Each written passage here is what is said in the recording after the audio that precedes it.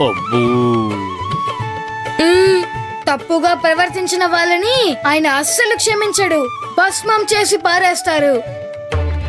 అయ్యో, ఆయన చేతిలో ఏముంటుందో తెలుసా? ఏముంటుంది? రాయా? కాదు. అయ్యో, ఓ కొడవలా?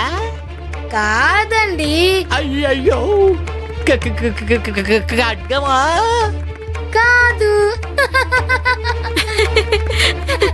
ఆయన చేతిలో ఏమీ ఉండదు. బుట్టోడా, గొప్పతనం ఏంటంటే కంటి చూపుతోనే భస్మం చేసేస్తారు దుష్టుల్ని, దుర్మార్గుల్ని.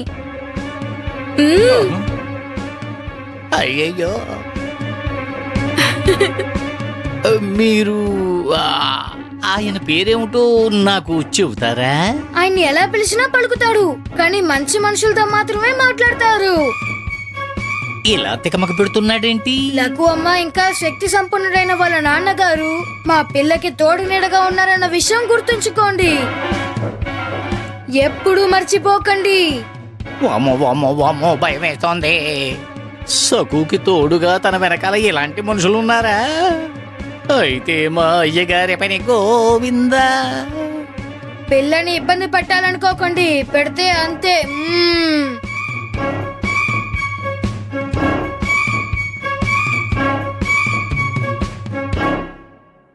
తల్లి, నాకు తెలుసు ఈ పందెంలో ఎవరు గెలిచినా ఎవరు ఓడినా ఎటువంటి నష్టమూ లేదు. కానీ స్వామివారు అసలు నిజాన్ని మీకు చెప్పకుండా దాచాలని ప్రయత్నించడం మహా అపరాధం తల్లి. అవునా తల్లి? మహర్షి, తల్లి అంటూ నా చుట్టూ తిరుగుతారు. తల్లంటే నిజంగా ప్రేముంటే మీరు ముందే నాకు చెప్పుండాల్సింది. ముల్లోకాలు తిరుగుతూ అందరికీ అన్ని విషయాలు చెప్తారు. తల్లి, మీరు పందెంలో ఓడిపోయినందుకు నేను బాధపడడం లేదనుకుంటున్నారా?